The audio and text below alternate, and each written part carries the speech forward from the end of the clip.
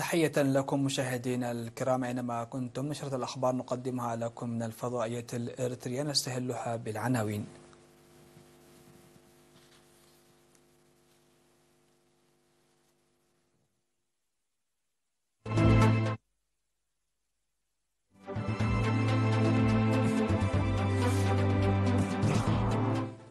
جهود بناء لمكافحة جراد الأشجار في مدينة قلوج.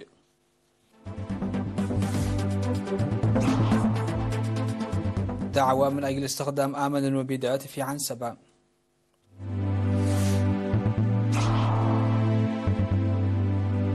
الجيش الإسرائيلي يعلن مباشرة عملية برية واسعة في غزة. وزير الدفاع الروسي يتهم الغرب بمحاولة مد نطاق حرب أوكرانيا. وألمانيا تخطط للاستثمار بقطاع الغاز والمعادن في نيجيريا. أهلا بكم إلى تفاصيل النشرة. أكد سكان مديريات إقليم شمال البحر الأحمر استعدادهم لإنجاح برامج التنمية الجارية في الإقليم، منادين الحكومة لتقديم الدعم في الأعمال التي تكون فوق استطاعتهم. جاء ذلك خلال لقاءات حاكم إقليم شمال البحر الأحمر السيدة أسمرة أبراهام ممثلي سكان مديريات أفعبت ونأفى ودوبحة وقرورة، وأوصوا على إيجاد حلول لمصاعب مياه الشرب والكهرباء والحصول على الدعم الآلي في أعمال الطرق والحفاظ على التربة والمياه وتسريع وتوسيع برامج إرساء خدمات الاتصالات وبناء غرف انتظار الحوامل بطريقة مدروسة. وتفقدت السيدة أسمرت في اللقاءات الأوضاع العامة للخدمات الاجتماعية وأنشطة الحفاظ على التربة والمياه لتعزيز الإنتاج الزراعي وعمليات بناء وصيانة الطرق.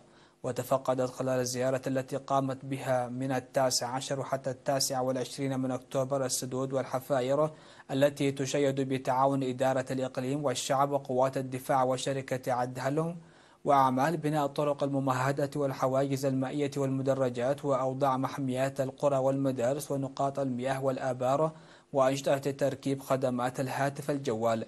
كما التقت بالأعيان ولجان القرى والإدارات وعمال المؤسسات الحكومية وغيرها من الجهات، وبحثت برامج التنمية الحالية ومساهمة الشعب والجيش ونتائجها، وتجميع القرى وفوائده وبرامج التنمية المستقبلية وسبل تنفيذها. أفاد مسؤول حملة مكافحة الجراد في مدينة قلوج السيد إفريم أوبازغي تنفيذ أعمال بناءة للسيطرة على جراد الأشجار الذي ظهر منذ شهر أغسطس بتضافر جهود الشعب وقوات الدفاع والمهنيين الزراعيين. وأوضح السيطرة على أسراب الجراد الذي تسبب في أضرار نسبية في الأشجار على مساحة نحو 15,000 هكتار من الأشجار والمزارع الجافة، وتم السيطرة عليه عن طريق رش المبيدات الحشرية. وقال إن التنسيق الجيد بين الخبراء والشعب والجيش كان عاليا في عملية المكافحة التي جرت بمعدات الرش المحمولة في السيارات، داعيا المزارعين والرعاة على إبلاغ مكاتب الإدارة في محيطهم أو وحدات قوات الدفاع سريعا إذا شاهدوا الجراد يتحرك في مجموعات أو في مستوى اليرقات. وأوضح مدير مديرية قلوج السيد سيزر ميكائيل أنه لقد تم السيطرة على أسراب الجراد بفضل تضافر الجهود المبذولة رغم أحداثه في الثروة الغابية والمزارع المثيرة. وحث الخبراء على تنظيم أنشطة توعوية وتعريف المجتمع بطبيعة جراد الأشجار لوجود إمكانية ظهوره وتكاثره إذا وجدت البيئة الملائمة. وجهت الدعوة للمزارعين من أجل توخي الحذر في استخدام الأدوية المقدمة للحيوانات وتعزيز دورهم في ضمان إمدادات غذائية آمنة. وأوضحت خبير رقابة الثروة الحيوانية في مكتب الخدمات الرقابية والقانونية في إقليم عنسبة قسانة كبرم أن عدم وصول معرفة ووعي المجتمع باستخدام الأدوية البيطرية إلى المستوى المطلوب كان يحدث المصاعب. وذكرت بأن المعرفة تزداد حاليا ويجب الدفع بها قدما. وحثت المزارعين على الامتناع عن تناول لحوم وألبان المواشي التي لم تستكمل أدويتها، لأن حليبها ولحومها يمكن أن يسبب عواقب صحية خطيرة. وقالت إن إعطاء الأدوية غير المناسبة يعرض لأمراض إضافية، ونصحت المزارعين بإعطاء الأدوية الموصوفة فقط من المهديين البيطريين. وذكرت المزارعين بعدم التخلص من الأدوية البيطرية منتهية الصلاحية في السيول والإحراق والدفن أو الأماكن غير المناسبة، لأنه يتم جمعها والتخلص منها بشكل آمن من قبل وزارة الزراعة.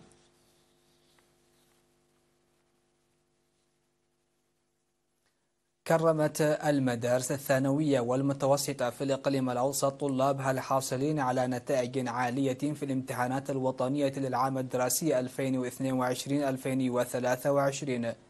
وقد كرمت مدرسة انبهر الثانوية يوم 29 من أكتوبر 41 من أعضاء الدفعة 35 للخدمة الوطنية الذين حققوا النتائج العالية.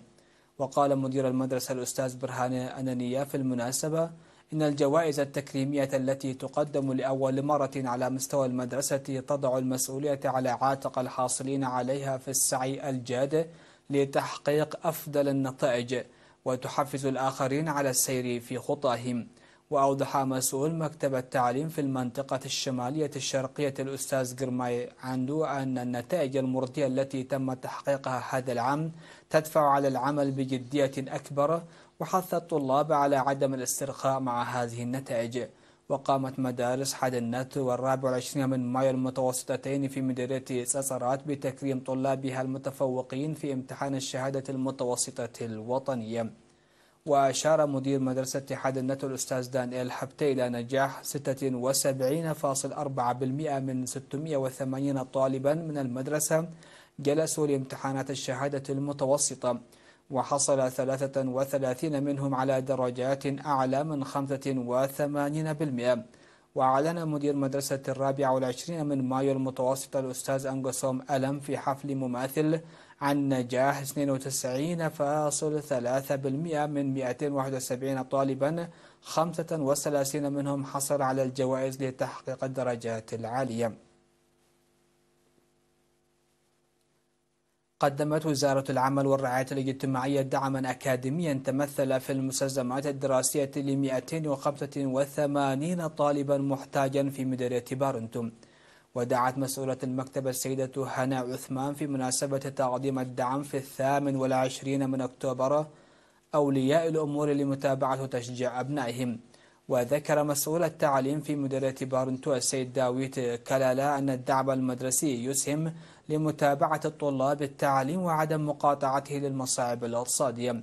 وأعرب أولياء الأمور عن امتنانهم للدعم المقدم، مؤكدين العمل بالتعاون مع المعلمين لمساعدة أطفالهم على الوصول إلى المستوى المطلوب.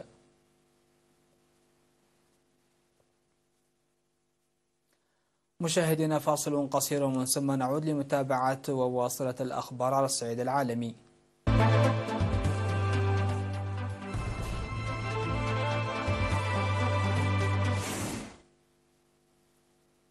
أهلا بكم على الصعيد العالمي. أعلن الجيش الإسرائيلي أنه يقوم بعملية برية واسعة في قطاع غزة، مشيرا إلى اشتباكات تجري مع مقاومين فلسطينيين. وقال الناطق العسكري الإسرائيلي في إيجاز صحفي بتل أبيب إن الجيش ينفذ هجوما بالمدرعات، مضيفا أن العمليات ستتعمق داخل قطاع غزة. وقالت مصادر فلسطينية إن دبابات إسرائيلية توغلت باتجاه شارع صلاح الدين على تخوم مدينة غزة. وأعلنت كتائب القسام أنها قصفت مستوطن نتيفورت في النقب برشقة صاروخية أطلقت من قطاع غزة. وقالت إذاعة الجيش الإسرائيلي أن 40 صاروخا أطلقت في الدفعة الأخيرة باتجاه نتيفوت وغلاف غزة. وذكرت مصادر إسرائيلية أخرى أن 3 صواريخ سقطت في نتيفوت، فيما استهدف القصف الجوي للطائرات الحربية الإسرائيلية أحياء أخرى بمدينة غزة، وشمل مناطق متفرقة من جنوب القطاع إلى شماله. هذا وأعلنت وزارة الداخلية في غزة عن سقوط 11 فلسطينيا وإصابة آخرين إثر قصف طائرات الاحتلال الإسرائيلي منزلا في الزوايدة وسط القطاع.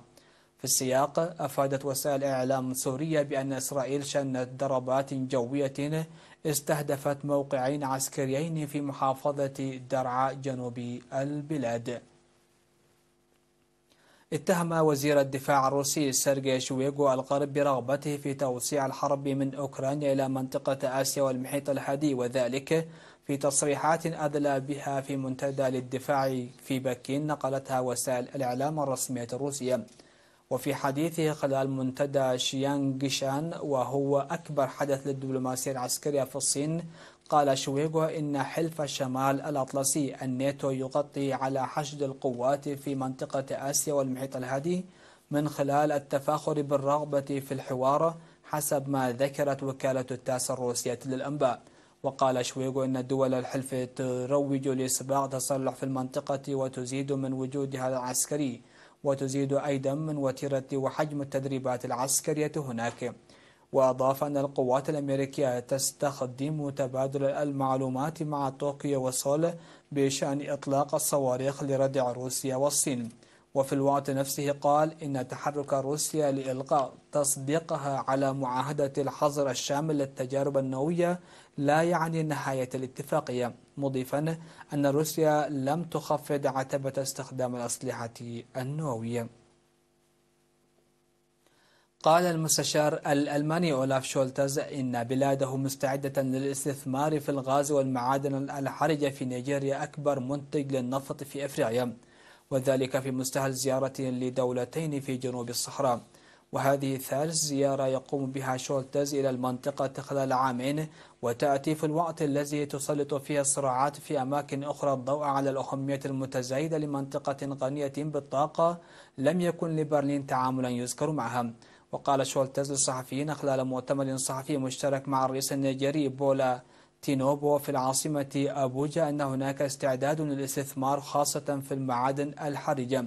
وتسعى نيجيريا أيضا إلى جذب المستثمرين إلى قطاع التعدين لديها الذي ظل متراجعا لفترة طويلة، حيث يساهم بأقل من 1% في الناتج المحلي الإجمالي للبلاد.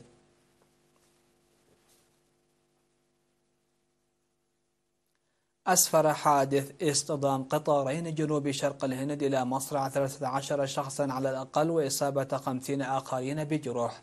ووفقا لوكالة فرانس بريس، وقع الحادث بين مدينتي ألاماندا وكانتا كابال في ولاية أندرا براديش بعد ما تجاوز قطار يقل ركابا الإشارة. وقال المسؤول المحلي ناغالا كشمي للصحفيين إن 13 راكبا لقوا حتفهم وأصيب 50 آخرين، وأن عمليات الإنقاذ جارية. وعزت وزارة السكك الحديدية الهندية في بيان الحادث إلى خطأ بشري وفقا لاستنتاجات تحقيق أولي. ويعتبر هذا الحادث الثاني من نوعه خلال الشهر الجاري، حيث خرج قطار عن مساره في ولاية بيهار شرق البلاد في 12 من الشهر، وأسفر عن مقتل 4 أشخاص. وتمتلك الهند واحدة من أكبر شبكات السكك الحديدية بالعالم. ختاما لنشرة هذا المساء مشاهدينا الأكارم، هذا تذكير بأهم وأبرز العناوين. حاكم إقليم شمال البحر الأحمر تلتقي السكان. جهود بناءة لمكافحة جراد الأشجار في مدينة قلوج. دعوة من أجل استخدام آمن للمبيدات في عنسبة.